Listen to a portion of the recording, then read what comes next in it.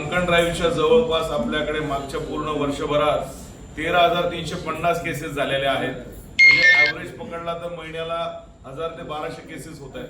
तरी तो ट्रेंड आहे डिसेंबर महिन्यात कमी दिसतोय आपल्याला. तो फक्त 646 केसेस होती. त्यातली 30 लोक आता आपल्या पुणा ग्रामीणच्या बंदोबस्तासाठी, भीमा कोरेगावच्या बंदोबस्तासाठी गेलेले आहेत.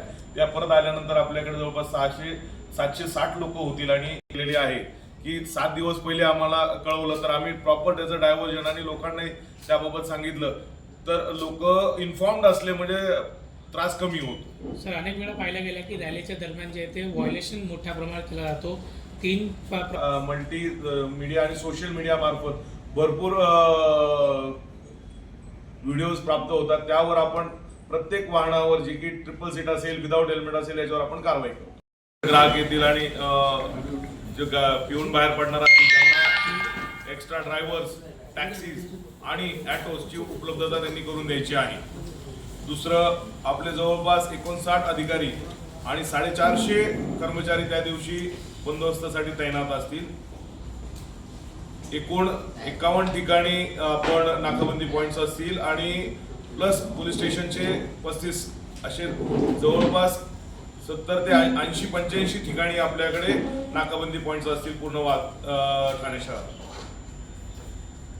दुसरं, मागच्या वर्षी म्हणजे या गेल्या 2025 मध्ये आपल्याकडे जवळपास 13,350 ड्रंकन ड्राईव्हचे केसेस झाल्या आहेत, ज्या की आतापर्यंतच्या केसेसमध्ये मागच्या 3 वर्षाचं कंपेअर केलं तरी ते 50% एक्स्ट्रा होत आहे. तर त्यामुळे आता बघायला गेलं तर ट्रेंड या महिन्यात ट्रेंड हा खाली येतोय.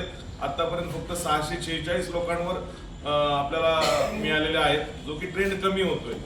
मागच्या वर्षी जानेवारीत वाढलेला होता तो आता ट्रेंड या डिसेंबरपर्यंत कमी होत आलेले. लोक जागृत होत आहेत.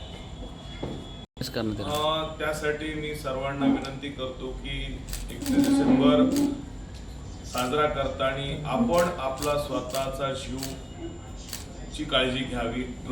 दारू पिऊन गाडी चालू नये आणि जर द्यायचीच असेल तर कृपा करून ड्रायव्हर जो की दारू न पिलेला असेल असा ड्रायव्हर बरोबर ठेवा.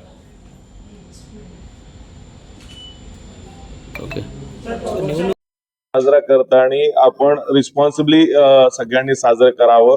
आणि फक्त दारू पिऊनच वर्ष साजरं होतंय असं काही नाहीये.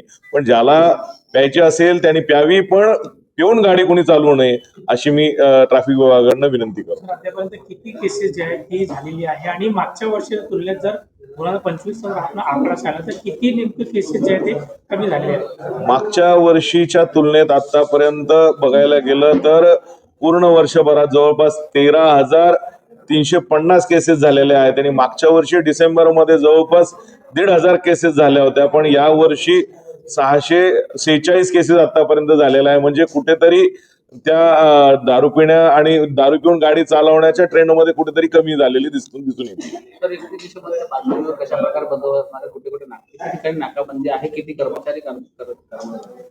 ट्रॅफिक विभागाचे 59 अधिकारी आणि 450 कर्मचारी त्या दिवशी रात्र बंदोबस्ताला असणार आहेत. आणि जवळपास 54 ठिकाणी नाकाबंदी राबवली जाणार आहे.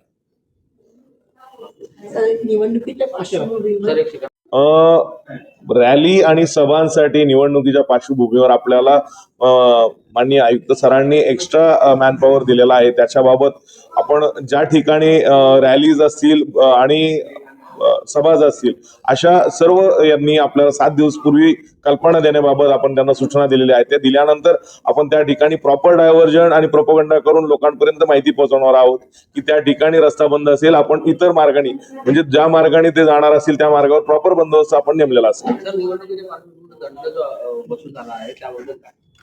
निवडणुकीच्या पार्श्वभूमीवर जो पेंडिंग दंड होता तो जवळपास आतापर्यंत 307 उमेदवारांनी आतापर्यंत दंड भरलेला आहे.